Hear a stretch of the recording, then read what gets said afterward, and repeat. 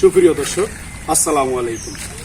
18 নং আবদুল্লাহপুর ইউনিয়ন 4 নং ওয়ার্ড, উত্তর শিবা দৌলতখাঁ গান্ধী ডালিরহাট বাজারের পশ্চিম পাশে যে সড়কটা ওয়াহেদ আলী বিশ্বাস বাড়ি পর্যন্ত দিয়া সুলতানির খাওয়া, এই সড়কটাতে প্রায় আজকে 4 মাস হবে এরকম এই যে সমস্যাটা, মনে করেন একটা সড়ক এলজিডি মন্ত্রণালয় পাশ হয়েছে। দেখেন, পাশ হওয়া সড়কটা যেভাবে মানুষ চলাচল করে এই সড়কে প্রায় 2 সাইড ধ্বংস হয়ে গেছে। সড়কের অবস্থাটা দেখেন, মানুষ, গাড়ি ঘোড়া, এই যে দেখেন সম্পূর্ণ ইটগুলি একবারে উঠানো, এগুলি অর্থাৎ সব নষ্ট হয়ে গেছে। এই যে ইটগুলা স্পষ্ট একদম খোয়াগুলা, কোনো পিস নাই ফেলি চলে।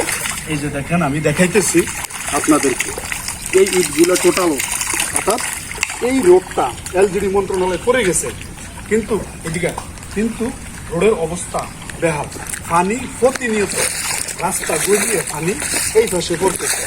হয়তো আমাদের সমাজে বিভিন্ন রকমের মানুষ আছে, সমাজসেবক আছে, বিভিন্ন ধরনের নেতা আছে, ভূয়া আছে, কিন্তু কারো নজরে কিন্তু এখন পর্যন্ত পড়ে না। দেখেন, আমি আপনাদেরকে একটু দেখাই, রাস্তার কোনো ইটগুলি চলে, একদম ইটগুলা জরশীর্ণ পড়ে গেছে। কিন্তু এখানে প্রতিনিয়ত এইভাবে পানি এখন যতটুকু দেখছেন, কিন্তু এই রান পর্যন্ত 1 আড়ু পানি থাকে। হয়তো এখন সাময়িক বৃষ্টি বন্ধ থাকার কারণে পানি একটু কম, আর না হলে আরো বেশি দেখতেন। এই যে দেখেন, প্রতিনিয়ত এই দিক দিয়া মোটর সাইকেল আসা যাওয়া করে কি যে কষ্ট এই মোটর সাইকেল এরকম ভাবে রিক্সা, বোরাক রিক্সা, বিভিন্ন কিছুই কিন্তু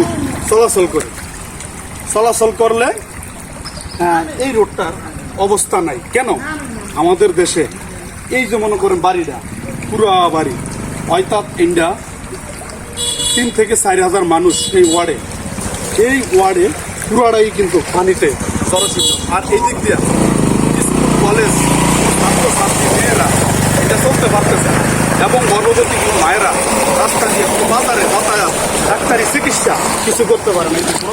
হয়তো এখন একটু চলতে পারে, তাও বৃষ্টি কম থাকার কারণে। কিন্তু প্রচন্ড বৃষ্টিতে 1 আড়ু পানি ছিল।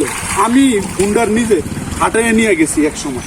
দেখেন, আমি একটু দেখাই দিচ্ছি আপনাদেরকে, বেশি দূরে হয়তো এই সরকারি রোডটা কারো নজরে কিন্তু এখন পর্যন্ত করতেছে।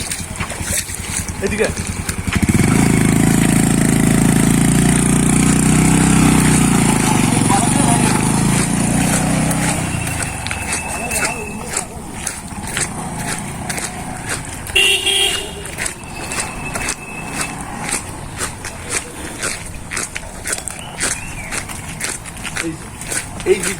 এই কত 1 নল এই পাশেই বা 2 নল সরকারি কালভার, হয়তো কারো বাড়ির ভিতরে পড়ছে, কারো নাল জমিনের ভিতরে পড়ছে।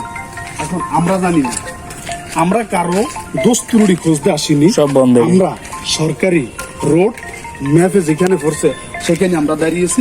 এই কালভার্ট বন্ধ থাকার কারণে এই রাস্তার মানুষ, মহিলা, গর্ভবতী কেউই কিন্তু এইভাবে চলাচল করতে পারতেছে না। এই যেগুলা কিন্তু এই যে কালভার্টটা বন্ধ, আমি কারো দোষও দিতেছি না, কারো বিগত বলতেছি না। সরকারি কর্মকর্তারা আপনাদের প্রতি দৃষ্টি আকর্ষণ, আপনারা এটা দেখেন এই রাস্তাটা যেভাবে ভালো হয়, পানি নিষ্কাশন যেভাবে করা হয়, কাইতে যায়, কিন্তু এটাই উপজেলা কর্মকর্তার কাছে দৃষ্টি আকর্ষণ। আপনারা এই ভিডিওটা একটু দেখবেন, দেখা যা করা যায় সেটাই করবেন। ধন্যবাদ, দেখা হবে পরের ভিডিও। আসসালামু আলাইকুম।